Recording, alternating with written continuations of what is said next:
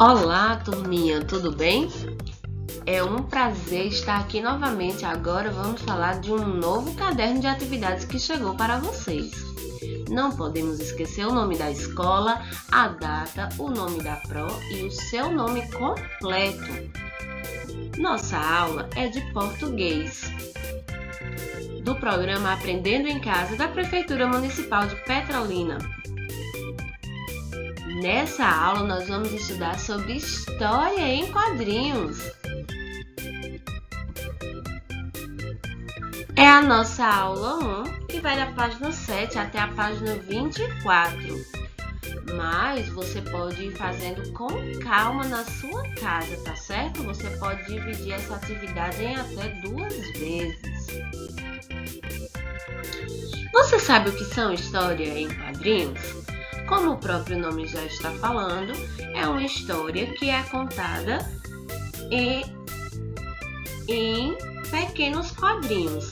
Esses quadrinhos, se eles forem de 1 até 4 quadrinhos, eles são chamados de tirinhas. A Pro vai desenhar aqui para você entender. Se a historinha ela vier assim, esquece porque tá torto, viu? Porque a Pro tá desenhando a mão livre. Se vierem 4 quadrinhos assim, um pertinho do outro, e aqui dentro tiver os balões e os personagens contando as histórias, então essa história em quadrinhos é chamada de tirinha. Mas se aumentar a quantidade de quadrinhos na parte de baixo, só para desenhar melhor, vou apagar aqui.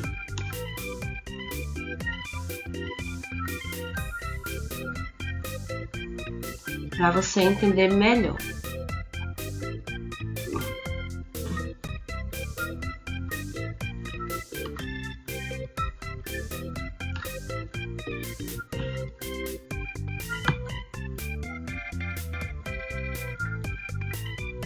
Se a história em quadrinhos ela vier assim,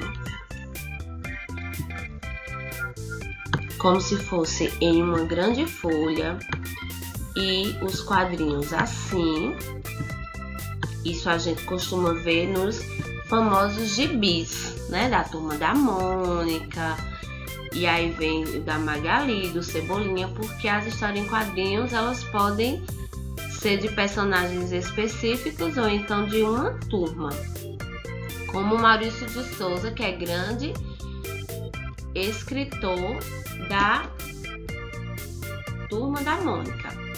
Então, eu acredito que deu para vocês compreenderem o que são as histórias em quadrinhos e nós vamos ver isso no nosso material. Vamos lá?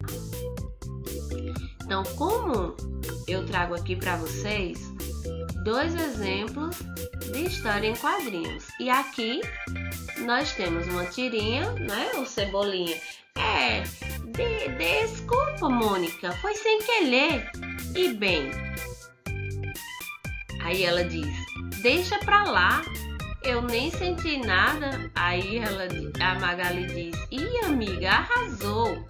E a Mônica diz, vamos, Magali. Ali tem um cantinho legal pra gente brincar. E o Cebolinha, ou seja, ele já tinha mexido nesse cantinho onde ela ia brincar, né? Ele que deu pra entender aqui. Aqui nessa história em quadrinhos, nós temos o título aqui, ó, Magali em Mega Atleta. E olha só, ela pega impulso e corre bastante. E ela corre bastante para quê? Para dar um salto e alcançar uma maçã. E aqui, ó, ela começa a comer. E olha o som, grunch, grunch. E aí eu trago uma outra conceituação para vocês das histórias em quadrinhos. As histórias em quadrinhos, elas podem trazer a linguagem verbal e a linguagem não verbal. A linguagem verbal é quando apresenta a fala dos personagens, como nós vimos aqui. E a linguagem não verbal é como está aqui na história da Magali. Embora não tenha fala, não tenha os balões da fala, mas pelos desenhos e pela ilustração nós conseguimos perceber o significado do título Magali em Mega Atleta. Por que ela está sendo chamada de Mega Atleta? Porque ela pegou um impulso, a Magali come muito, né? Todo mundo sabe disso. E ela correu bastante para saltar alto e conseguir pegar uma maçã. E ela ainda, depois que comeu, ainda acertou no alvo, né? Acertou na lixeira. Quando a Magali estava comendo, vocês viram que quando ela deu a mordida, tinha um som, grunch, grunch. Quando as histórias em quadrinhos trazem os sons que são feitos pelos animais ou pelos personagens, nós chamamos esses sons de onomatopeia, que é uma figura de linguagem. Então, quando nós engolimos, quando nós sentimos frio, quando nós estamos com raiva, quando nós choramos, o zumbido da abelha, o latido do cachorro, né?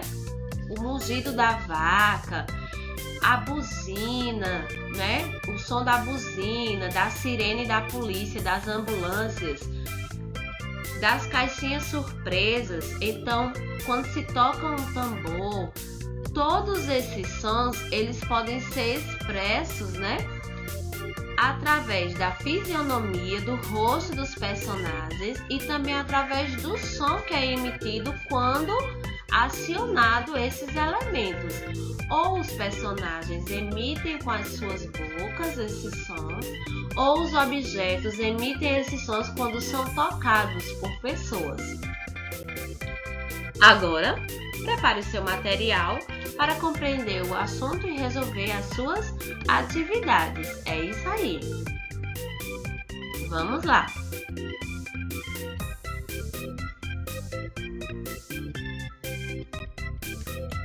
Então, pessoal, no capítulo 1 do livro 4 de vocês, fala sobre a história em quadrinhos. E aqui é a hora da leitura, então como vocês podem perceber, já estou com o meu material, né, bem sentado no cogumelo e fazendo as leituras das minhas histórias em quadrinhos. Então, quais são suas histórias em quadrinhos preferidas? Você já leu histórias em quadrinhos? As histórias em quadrinhos, geralmente, elas são chamadas de HQs, que é a abreviação do nome História, o H de História e o Q de Quadrinhos. Então, Letícia está aproveitando muito, ela está de férias, né? Como vocês sabem, a turminha Juntos pelo Saber é composta pela Letícia, pela Mariana, pelo Pedro e pelo Cauê. E aí, ela traz aqui uma história em quadrinhos. Então vamos ver o que é que diz essa história em quadrinhos que está aí no livro de vocês. Primeiro ela chega e bate na porta. Toque, toque. E aí a amiga dela abre a porta e diz: Lelê, está na hora? E aí ela responde: sim. E aí elas saem e aqui elas chegam ao destino delas, que é o cinema. Então aqui nós vemos uma onomatopeia.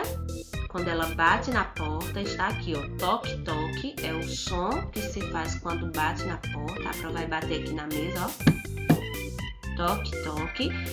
A amiga dela abriu, elas conversaram, já estava na hora delas irem, né, para o cinema. E elas saíram e foram caminhando até chegar ao cinema, onde elas assistiriam o filme. Então, essa história em quadrinhos, ela traz tanto a linguagem verbal quanto a linguagem não verbal. A linguagem verbal está aqui, ó, logo quando a amiga dela abre a porta e tem um balãozinho de fala aqui. E tem um balãozinho também da resposta da Letícia. Então, as histórias em quadrinhos, elas são uma sequência de quadros que vão apresentar apenas imagens ou combinar desenhos e palavras na sua composição. As falas, os pensamentos dos personagens são colocados dentro de balões. Como a Pro já disse para vocês, as histórias em quadrinhos podem apresentar uma linguagem verbal ou uma linguagem não verbal. A linguagem verbal é a linguagem que utiliza-se sempre a escrita ou a fala para a comunicação. A linguagem não verbal é quando não tem nada de fala, mas pelas imagens, pelos gestos, pelas expressões e pelos balões nós conseguimos perceber o que é que aquela história está querendo dizer. Então, os balões também têm os seus formatos. Quando o balão tem esse formato verde, é um balão de fala. Quando o balão tem esse formato todo cheio de pontas, é um balão de grito. E quando o balão traz umas bolinhas assim e vem desenhado com uma nuvem igual a esse azul, é um balão de pensamento. Nas histórias em quadrinhos também nós temos as tirinhas, como a Pro já colocou para vocês, são histórias em quadrinhos mais curtas, que costumam ter de 1 até 4 quadrinhos. No primeiro quadro da história de Letícia, ela bateu na porta e apareceu a expressão toque-toque. Como a Pro já disse para vocês, toda vez que uma história em quadrinhos traz os sons emitidos por um objeto que foi acionado, como a porta no caso, né? Ela bateu na porta e emitiu um som. E o som, a expressão daquele som é colocada na história em quadrinhos, nós chamamos esses sons de onomatopeia. Não esqueçam e repitam comigo. Onomatopeia é uma figura de linguagem que representa os sons emitidos por personagens de histórias, por pessoas ou animais e também pelos objetos. Então, aqui a Pro trouxe umas figurinhas dela, né? E no livro de vocês também tem, né? Uma pessoa com muito frio, assim, brrr, como se estivesse tremendo os lábios e frio. Aqui a Mariana com muita raiva, grrr, né?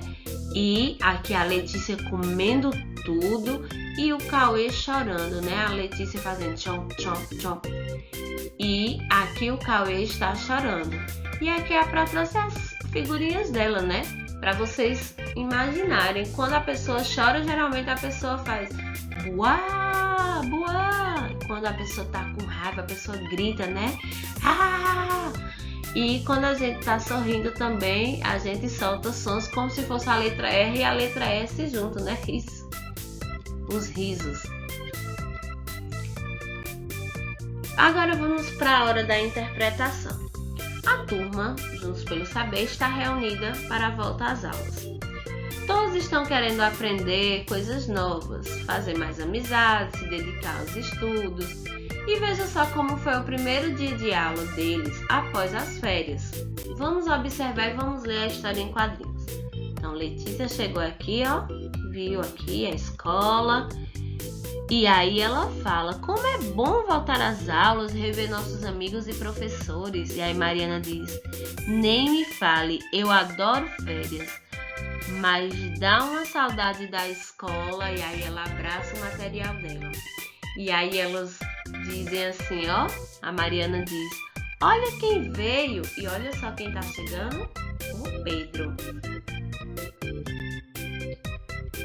Que bom que você voltou, Pedro. Agora a escola está cheia de rampas de acesso. Agora você não terá mais motivos para reclamar, hein? É o que a Mariana diz.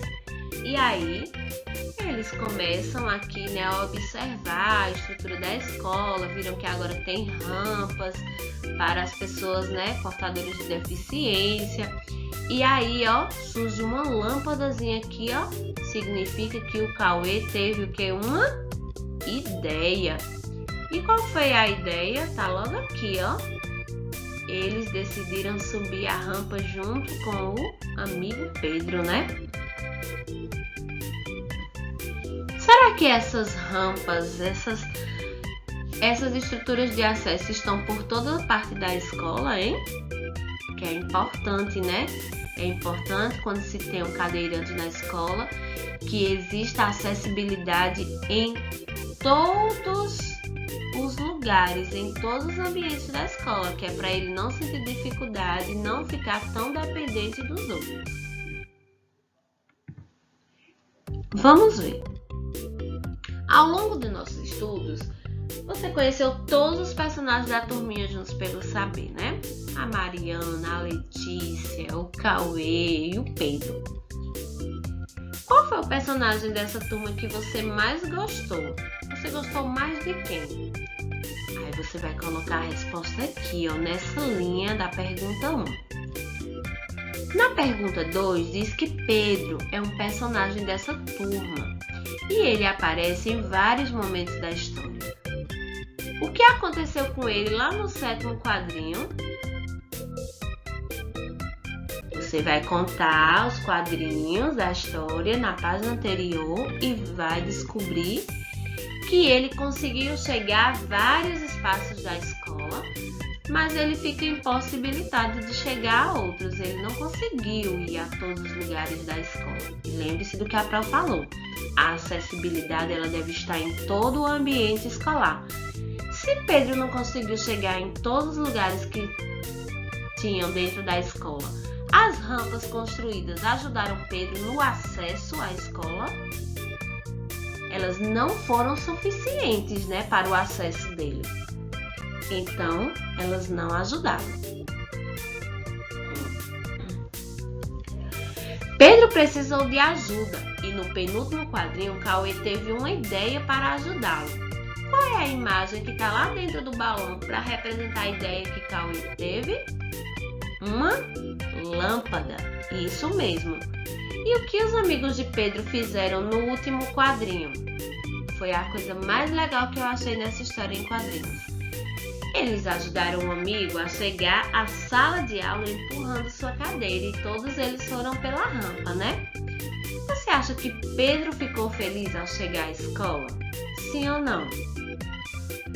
Você acha que quando ele viu seus amigos, viu que eles não tinham mudado de escola, você acha que ele ficou feliz? Você vai dizer sim ou não e vai dizer o porquê, tá certo?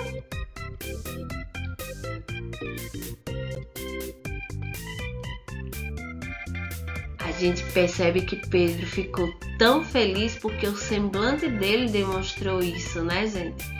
E o semblante dele é exatamente a linguagem não verbal. Não tinha fala, mas tinha a expressão, o sorriso dele.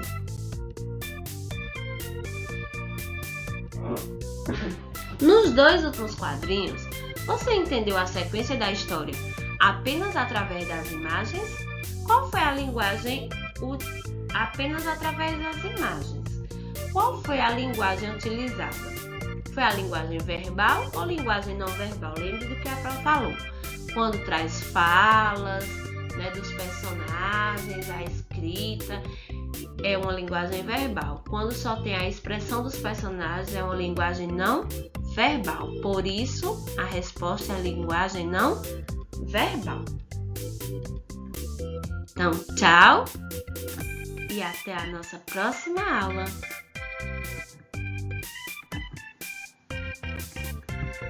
Amo vocês. Tchau, tchau.